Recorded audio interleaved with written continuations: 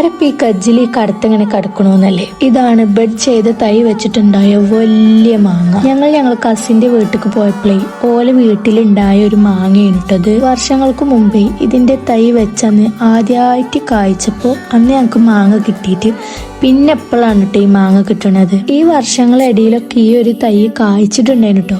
പക്ഷെ നമ്മളെ കസിന്റെ വീട് ഭയങ്കര ദൂരത്താണ്, അതുകൊണ്ടാണ് നമുക്ക് ഈ മാങ്ങ കിട്ടാനത്. അല്ലാതെ ഓല് തരാത്താണ്ടെന്നൊന്ന് വിചാരിക്കല്ലേ. ഞങ്ങൾ ഓലെ വീട്ടിലേക്ക് പോയ സമയം ഓലിത് പൗപ്പിച്ചാൻ വേണ്ടിയിട്ട് പറിച്ചു വെച്ച സമയം തമ്മിൽ ഞങ്ങളെ നല്ല സമയം ആയതുകൊണ്ട് ഞങ്ങൾക്കും കിട്ടിയിട്ട് 2 എണ്ണം. കേൾക്കുമ്പോൾ തോന്നുന്നു 2 എണ്ണം, പക്ഷെ കേൾക്കണ പോലെയല്ല കാണുമ്പോൾ അത് 2 വലിയ മാങ്ങ തന്നെയാണ്. ഞങ്ങൾക്ക് എല്ലാവർക്കും അത്യാവശ്യത്തിന് ടേസ്റ്റ് ചെയ്യുന്നതുണ്ടായിരുന്നു. ഈ മാങ്ങയെ ആള് വലുതാണെങ്കിലും ഇതിന്റെ അണ്ടി സ്ലിം ആയിരുന്നു കേട്ടോ. അണ്ടി എന്ന് പറഞ്ഞാൽ ഇംഗ്ലീഷിൽ നമ്മൾ സീഡ് എന്നൊക്കെ പറയില്ലേ, അത് ഭയങ്കര സ്ലിമ്മായി നല്ല വലുപ്പമുള്ള സ്ലിമ്മായ അണ്ടി ആയതുകൊണ്ട് ഈ മാങ്ങക്ക് നല്ല കയമ്പുണ്ട് കേട്ടോ.